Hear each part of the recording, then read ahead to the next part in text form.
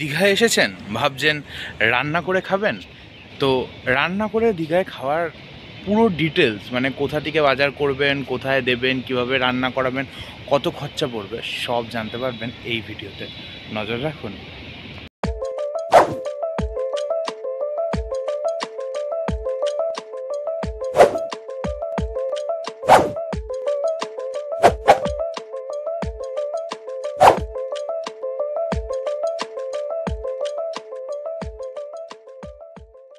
নমস্কার বন্ধুরা, চলে এসেছি আবার একটা নতুন ভিডিও নিয়ে তোমাদের সামনে। দীঘায় এসছো, ভাবছো রান্না করে খাবে। তো রান্না করে খাওয়ার জন্য কোথা থেকে বাছাই করবে, কাদেরকে দিয়ে রান্না করাবেন, কোন জায়গায় রান্না করাতে কত খরচা পড়ে, সমস্ত কিছু জানতে পারবে এই ভিডিওর মধ্যে।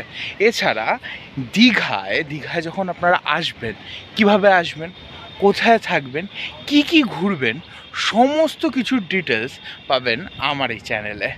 আমি ডেসক্রিপশানে সেই ভিডিওগুলোর লিঙ্ক দিয়ে রাখবো, আপনারা সবাই গিয়ে দেখুন। ভালো লাগলে অবশ্যই জানাবেন, আর অবশ্যই জানাবেন যে দীঘার ডিটেলস যেই সিরিজটা আমি কমপ্লিট করতে চলেছি, এই ভিডিওটা বা এরপরে আরেকটা ভিডিও, এই দুটো ভিডিও দিয়ে আমি আমার শেষ করব এই সিরিজটা। যে দীঘায় আসতে গেলে কি সমস্যা হতে পারে, তার কি সমাধান আছে, কেমন লাগলো অবশ্যই কমেন্ট করে জানাবেন। ওল্ড দীঘায় রান্না করাবেন কোথায়? মোহনা থেকে মাছ কিনে এনেছেন, সেটা রান্না করে দুপুরে খাবেন ভাবছেন?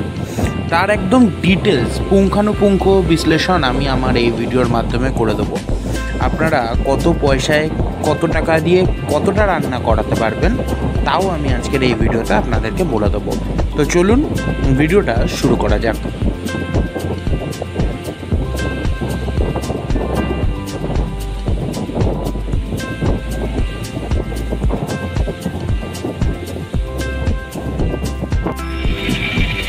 ওল্ড দীঘা নেহেরু মার্কেট, এই মার্কেটে কিন্তু যাবতীয় জিনিস পাওয়া যায়। এমনকি রান্নার যত সরঞ্জাম থেকে শুরু করে, বাজার থেকে শুরু করে, জামা কাপড়ের দোকান থেকে শুরু করে সব কিছু এই মার্কেটের ভেতরে রয়েছে। তো চলুন মার্কেটের ভেতরে প্রবেশ করে আপনাদেরকে আরও জানাই। এই যে দেখতে পাচ্ছেন, মার্কেটে ঢুকেই প্রথমে যে দোকানগুলো দেখতে পাচ্ছেন, এইগুলো সকালে মূলত টিফিনের বিক্রি করে। পরোটা, লুচি, যা হয় টিফিনে যা থাকে, ডিম সেদ্ধ, ডিম পাউরুটি, বাটার পাউরুটি, পেটাই পরোটা, সব রকম। আর এইটা কিন্তু শুধু ট্যুরিস্টদের জন্য না, এই দোকানগুলো, এখানে কিন্তু দীঘার লোকাল লোকেরাও কিন্তু এই দোকান থেকে টিফিন করে। দেখুন একবারে লম্বা সারি ধরে দোকান রয়েছে। এবার ওই দোকানগুলো পেরিয়ে আর একটু এগিয়ে আসলেই ডান হাতে আপনারা দেখতে পারবেন এক এক করে রান্না করার দোকান। ওখানে আপনারা মাছ বা মাংস কিনে দিয়ে আসবেন, ওনারাই রান্না করে দেবে। এবার যদি মাংসে আলু দেবেন ভাবেন, তাহলে আলুটা কিনে দিতে হবে। মাছে ধরুন টমেটো দেবেন ভাবছেন, তাহলে টমেটোটা কিনে দিতে পারে। সবার প্রথম যেই দোকানটা দেখতে পাচ্ছেন, এই যে বাসন্তী রান্নার দোকান, এইখানে কিন্তু 1 কিলো ভাত করে দিতে টাকা নেয় 40 টাকা, 250 ডাল করতে 30 টাকা নেয়, 1 কিলো মাছ করতে 100 থেকে 150 টাকা নেয়, 500 মাছ করতে 60 থেকে 70 টাকা নেয়, 1 কিলো চিকেন করতে 100 টাকা মতন নেয়, 500 চিকেন করতে 60 টাকা মতন নেয়। এরকমই রয়েছে। আর এই যে রেটটা বললাম, এই রেট কিন্তু বাকি সব দোকানেরও। তারপরে এই দেখুন মাছ বাজার রয়েছে, এখান থেকে যখন যেরকম রেট চলবে সেই হিসাবেই আপনারা মাছ পাবেন। এই যে দেখতে পাচ্ছেন মাছ বাজার, কাঁকড়া, সামুদ্রিক মাছও পাবেন, এছাড়া নদী পুকুরের মাছও কিন্তু আপনারা এই মার্কেটে পেয়ে যাবেন। এ দেখুন কি সুন্দর সুন্দর বড় বড় পমফ্রেট রয়েছে।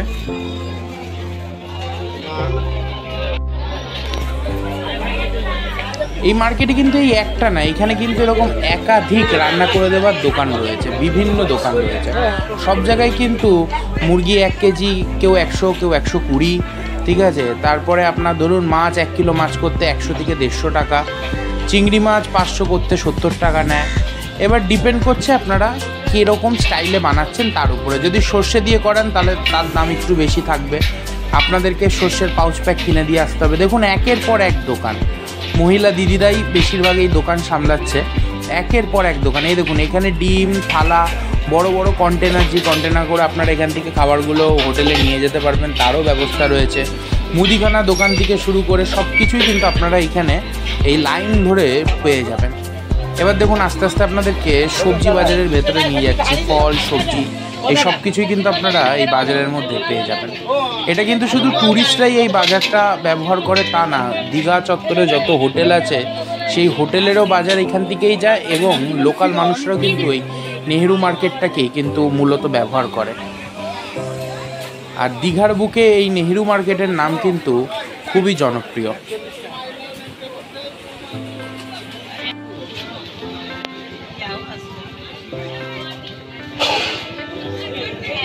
আপনারা ভাবতে পারেন যে কীরকম কি সবজি মাছের দাম হতে পারে। তো সামুদ্রিক মাছের দাম তো অবভিয়াসলি এখানে একটু আপনারা কমই পাবেন, মোহনার থেকে এখানে একটু বেশি থাকবে, মোহনা এর থেকে একটু কম থাকবে। এছাড়া আপনাদের লোকালে মানে কলকাতায় বলুন বা যেখান থেকে আপনারা আসছেন সেইখানে যা সবজির দাম থাকবে তাই থাকবে বেশিরভাগ সবজিতে, কিছু হয়তো 10-20 টাকা বেশি কম এরকমই থাকবে, খুব আহামরি পরিবর্তন কিন্তু আপনারা পাবেন না। এবার আপনাদেরকে নেহেরু মার্কেট ছাড়া আরেকটা জায়গা দেখাই যেখানেও কিন্তু রান্না হয়, সেখানে বাজার নেই বাট রান্না করে দেওয়ার কিন্তু জায়গা রয়েছে। তো চলুন সেই জায়গাটা আগে আপনাদেরকে দেখিয়ে নিই। এ দেখুন ওল্ড দীঘার রাজবাড়ির গলি বা রাজবাড়ি কমপ্লেক্স এই জায়গাটাকে বলে। এটা যে কাউকে জিজ্ঞাসা করলেই কিন্তু দেখিয়ে দেবে। এই কমপ্লেক্সে যখনই আপনারা ঢুকবেন মানে এই গলিতে ঢুকবেন তখনই দেখবেন বাঁ সাইডে একটা মিষ্টির দোকান, পেরানোর পরেই প্রায় 5-6খানা রান্নার দোকান কিন্তু পরপর রয়েছে। আমি যেহেতু বিকালের দিকে গেছিলাম তখন তাদের রান্নাবান্না শেষ হয়ে যাওয়ার কারণে তারা বাসন টাসন ধুচ্ছিল। দেখুন পরপর দোকানগুলো কিন্তু সবই এই জিনিসেরই দোকান। তো আমার এই সিরিজটা আপনাদের কেমন লাগলো অবশ্যই আমাকে একটু কমেন্ট করে জানাবেন। যদি ভালো লেগে থাকে অবশ্যই বলবেন। আপনাদের জন্য আরও সুন্দর সুন্দর ভিডিও নিয়ে পরবর্তী সময় আমি চলে আসবো।